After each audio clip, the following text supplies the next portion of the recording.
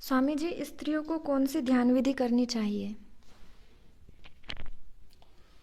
कोई भी विधि जो तुम्हारे किसी भी महात्मा ने, किसी भी धर्म ग्रंथ ने कुंडलनी जागरण, सहस्रार्थ तक जाने के लिए, चक्रों को जगाने के लिए जितनी विधियां दी हों, ऐसी कोई विधि किसी स्त्री को नहीं करनी चाहिए।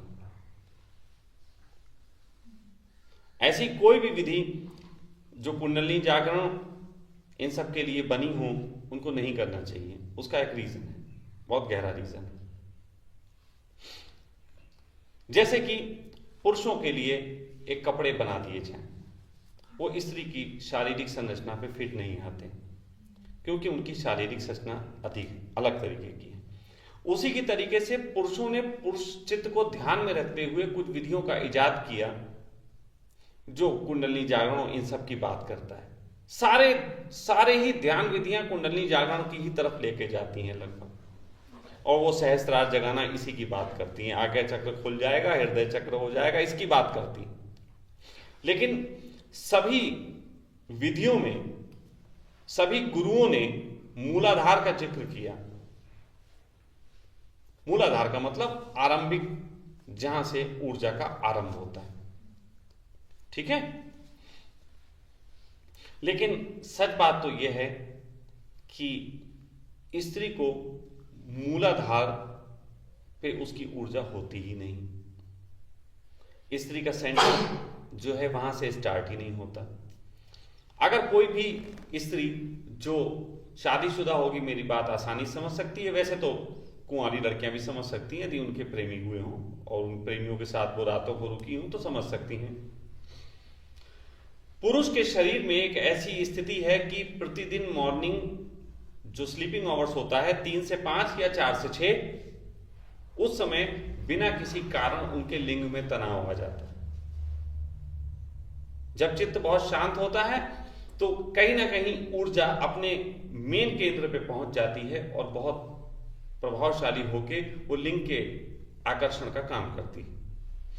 इन्हीं सब स्थितियों को देख के पता लगता है कि पुरुष की ऊर्जा उसके मूलाधार चक्र के निकट ही घूमती रहती है। इसलिए कुंडली जागरण की जितनी विधियों की बात की गई वो मूलाधार से आरंभ होती हैं कि कैसे मूलाधार से ऊपर की ओर ले जाएं। लेकिन स्त्री के अंदर जब सेक्स का भाव होता है तो स्त्री के मूलाधार में कोई प्रभाव ना पड़ के सबसे पहले स्त्री के स्तन पे प्रभाव पड़ता है, स्त्री के हृदय चक्र पे उसकी ऊर्जा। वो पहले हृदय चक्र से गदगद होती है। मतलब ऐसा समझ लो कि स्त्री अगर 7 चक्र हैं तो 7 चक्रों में स्त्री बीच वाले चक्र में बैठी हुई है, उससे ऊपर 3 है, उससे नीचे 3 है। चाहे तो स्त्री नीचे की तरफ भी जा सकती है, वो सेक्स में भी उतर सकती है, और चाहे तो स्त्री ऊपर के 3 आयामों पे भी चढ़ सकती है।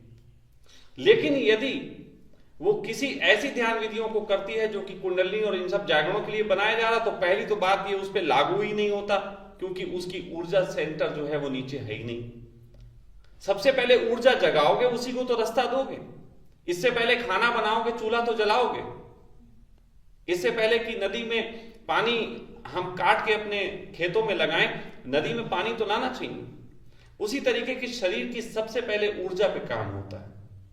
स्त्रियों के लिए क्योंकि उनका ऊर्जा केंद्र हृदय है, जो मैंने समझाने की कोशिश की, ऊर्जा केंद्र हृदय है, तो हृदय जितना भरा होगा, जितना परिपूर्ण होगा, जितना ज्यादा हृदय में ऊर्जा होगी, उतना ही उसकी धार्मिक यात्रा की तरफ आरंभ हो सकता है।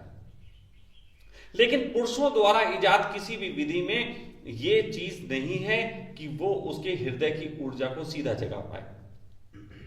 जब भी कोई और विधि करेगी तो उसके मूलाधार पे चोट होगी, जो कि व्यर्थ की चोट है, तो मूलाधार से ऊपर ही नहीं बढ़ पाती।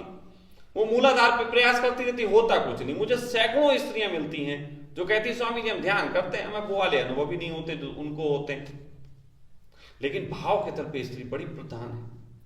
वो अपने अपने प्रेमी की याद में बैठ जाए, उसके लिए ध्यान हो जाएगा आरंभ। वो अपने गुरु के प्रेम में पड़ के उसके भाव को, उसके तस्वीर को देखने लगे, उसका हृदय चक्र एकदम एक्टिव हो जाएगा। या फिर एक चीज और होती है, वो नृत्य में उतरे, वो नाचे। नाचने से भी जो है उसके हृदय की ऊर्जा एकदम बढ़ने लगती है, जगने लगती है। जब हृदय की ऊर्जा जगने लगती है तब उसकी यात्रा की बात आती है।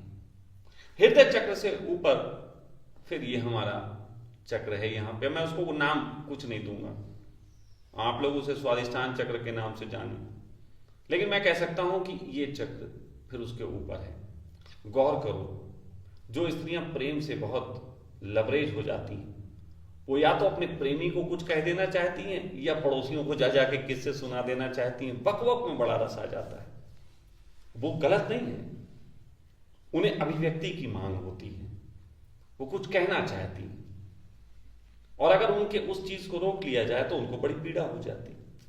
तो हृदय से लवरेज स्त्री वो अपने कंठ को कह देना चाहेगी, लेकिन अगर वो कंठ से कह देना चाहें और कह देने में ही अपने आप को पूरा सेटिस्फाई पाए तो उसकी यात्रा फिर रुक जाती। ऐसी स्थिति में 3 बातें हैं और 3 बातों का अनुसरण करके कोई भी स्त्री सबसे कम वक्त में उपलब्ध हो सकती, क्योंकि पुरुष को तो नीचे से आना है, पुरुष की तो यात्रा है 5 कदम पीछे से, स्त्री आगे बैठी हुई है। स्त्री को सिर्फ 2 काम करने चाहिए, नृत्य करे, प्रेम करे, गुरु से करे चाहे प्रेमी से करे, खूब प्रेम में उतरे और उतर के खूब मस्त हो के नाचे, अपनी ऊर्जा को जगाए, फिर उसे जो अभिव्यक्ति आती हो, जो भी अभिव्यक्ति आती हो उस अभिव्यक्ति को व्यक्त करे। व्यक्त करने के लिए चाहे फेसबुक पे लिखे, चाहे कविताएं लिख सकती है, चाहे प्रेमी को बता सकती है, कह सकती है, लेकिन इसमें कह देने के बाद उसको तुरंत तीसरे चरण का भी अनुसरण करना चाहिए। थोड़ा शांत हो जाए, थोड़ा मौन बैठे, थोड़ा सा, अब यहां पहाड़ियों की वादी में बैठे, थोड़ा सा अपने साथ एकांत के वक्त गुजारे, तो वो पाएगी कि वो उसने हृदय चक्र की ऊर्जा को उठने के बाद अपने स्वाधिष्ठान पे काम करके यात्रा आगे बढ़ा के उसकी आज्ञा चक्र पे भी चली गई। 3 ही चरण हैं। कोई भी स्त्री अगर मेरी इन बातों को प्रयोग में लाए, उसके लिए 3 चरण बनाए कि वो नृत्य करे, नाचे, उसके बाद वो जो कहना चाहे कहे, चाहे वो एक और तरीका हो सकता है भजन स्त्रियों से निकले। आपने मीरा को देखा, मीरा से जितने भजन बहे उतने भजन और किसी से नहीं बहे।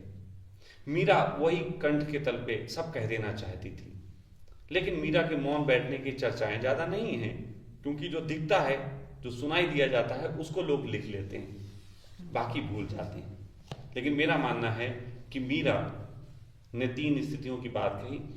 एक तो मीरा नृत्य करती थी, मीरा प्रेम में थी, मीरा सेवा करती थी, उससे उसकी ऊर्जा जगती थी।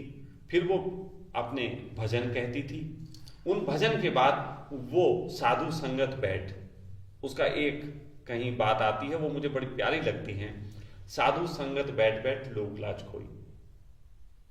जब वो प्रेम उठता है और कुछ कहती है तो ज्यादातर स्त्रियां जो कहने में रुक जाएंगी वो लोक लाज में फंस जाएंगी, लोक लाज की चिंता में फंसेंगी। दुनिया क्या कहेगी, ये वो मेरी सुन लो, मेरा ये दर्द है, मम्मी ने ये कहा, पापा ने ये कहा, भैया ये कह गया, वो उसमें फंस जाएंगी। लेकिन यदि साधु संगत का मतलब आंख बंद करके बैठना भी हो सकता है।